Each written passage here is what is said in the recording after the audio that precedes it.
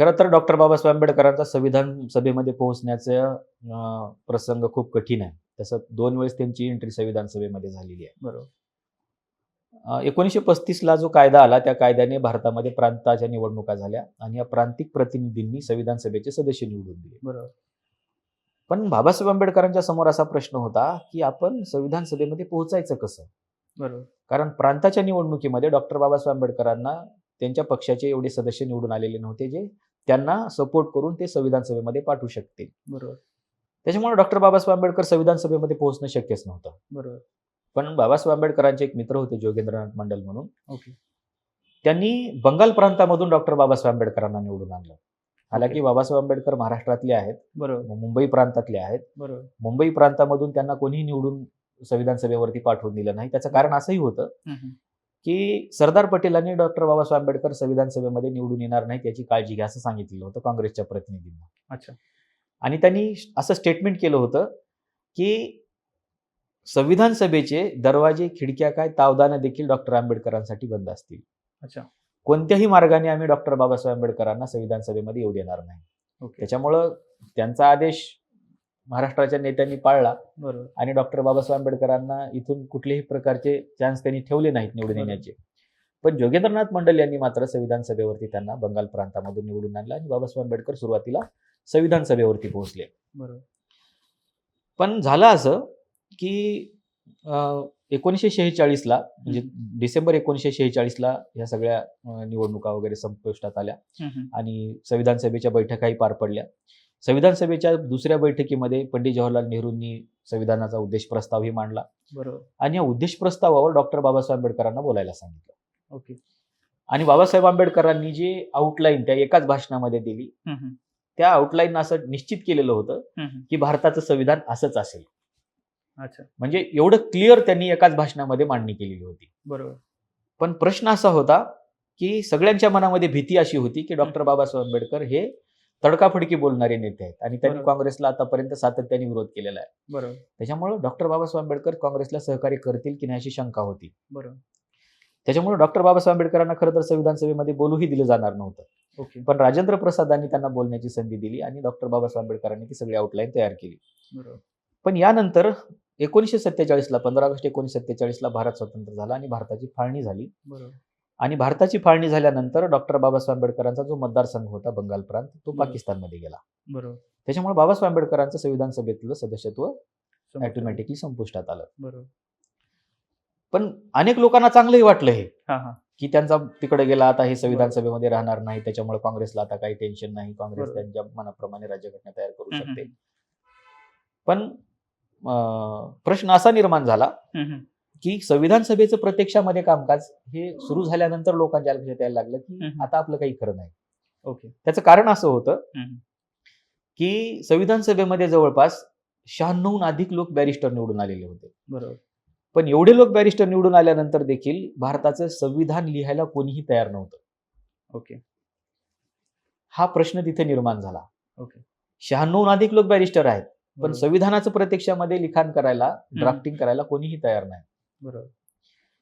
मग काय करायचं अशा प्रसंगामध्ये? पंडित जवाहरलाल नेहरूंनी असं ठरवलं, की ब्रिटिश लेखक सर विल्यम आयवर जेनिंग्स यांना भारतामध्ये बोलवायचं आणि त्यांच्याकडून संविधान लिहून घ्यायचं. बरोबर. कारण त्यांनी अनेक देशाचं संविधान त्यावेळेस लिहिलेलं होतं बरोबर. आणि म्हणून त्यांनी ते नाव निश्चित केलं. कदाचित त्यांच्यासोबत त्यांची चर्चाही झाली असेल.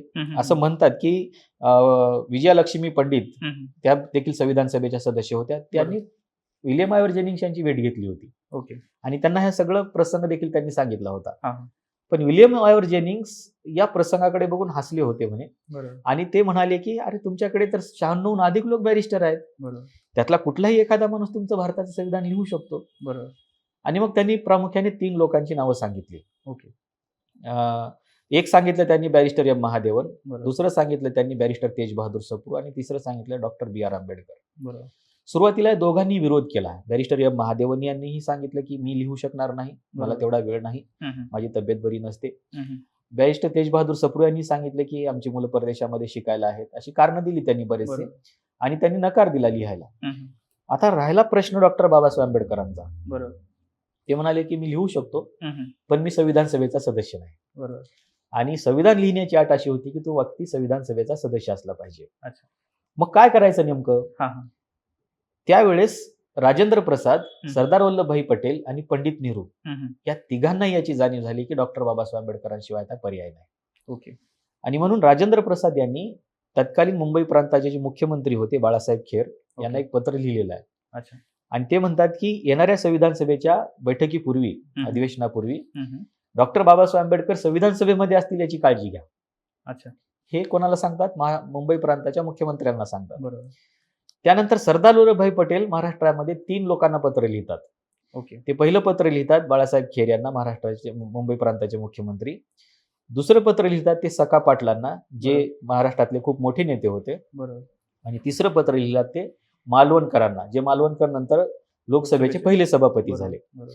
ह्या तिघांना पत्र लिहितात आणि ते सांगतात की काहीही करा, हम्म. पण डॉक्टर बाबासाहेब आंबेडकरांना मुंबई प्रांतामधून निवडून आणा, कारण त्यांच्याशिवाय राज्यघटनेचं कामकाज पुढे चालणार नाही. बरोबर. म्हणजे एवढे सदस्य, 96 सदस्य बॅरिस्टर आहेत आणि बरोबर. फक्त डॉक्टर बाबासाहेब आंबेडकरांची गरज त्या संविधान सभेला पडते. बरोबर. आणि हे सगळ्या पत्रांचा विचार केला जातो आणि मुंबई प्रांतामधून बॅरिस्टर जयकर ओके. यांचा राजीनामा घेतला जातो, ज्यांच्या नावाने आता मुंबईमध्ये, पुण्यामध्ये लायब्ररी वगैरे आहे. तर त्यांचा राजीनामा घेतला जातो, जागा रिकामी केली जाते आणि तिथे पोटनिवडणूक घेऊन मग डॉक्टर बाबासाहेब आंबेडकरांना निवडून आणलं जातं. ओके.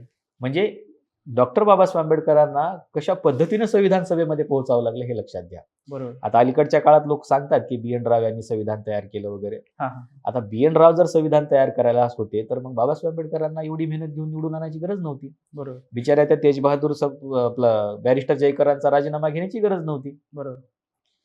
आणि जर समजा 96 लोक लिहायला तयार नव्हते हा हा. आणि जर समजा बी एन राव लिहिणार होते तर बी एन राव यांना निवडून आणायला पाहिजे होतं. बाबासाहेब आंबेडकरांना कशाने निवडून आणलं तुम्ही? बरोबर. बी एन राव यांना निवडून आणायला पाहिजे होतं ना. बी एन बरोबर. राव शेवटपर्यंत संविधान सभेचे सदस्य होऊ शकले नाहीत अच्छा. आणि त्यांना सदस्य म्हणून कोणी निवडूनही आणलं नाही. अच्छा. मग सदस्य नव्हते तर संविधान कसं लिहिलं, हा ओके. प्रश्न आहे. त्याच्यामुळे बाबासाहेब आंबेडकरांची एंट्री हम्म. ही सगळ्यांसाठीच महत्वाची होती ओके. आणि त्याच्यामुळे काँग्रेसने एवढी मेहनत घेऊन त्यांना पुन्हा मुंबई प्रांतामध्ये निवडून आणलं. नाहीतर त्यांना काही गरज नव्हती, कारण एक वेळेस ते संविधान सभेमधून आऊट झालेले होते. हा. त्याच्यामुळे पुन्हा संविधान सभेमध्ये आणण्यासाठी बाबासाहेब आंबेडकरांकडे काही सदस्यत्वही नव्हते, प्रतिनिधी नव्हते. हा हा. पण काँग्रेसला त्यांची गरज होती आणि ह्या देशालाही त्यांची गरज होती. ओके. त्याच्यामुळे त्यांना निवडून आणावं लागलं आणि त्या पद्धतीने त्यांची 2 वेळेस संविधान सभेमध्ये एंट्री झाली. ओके.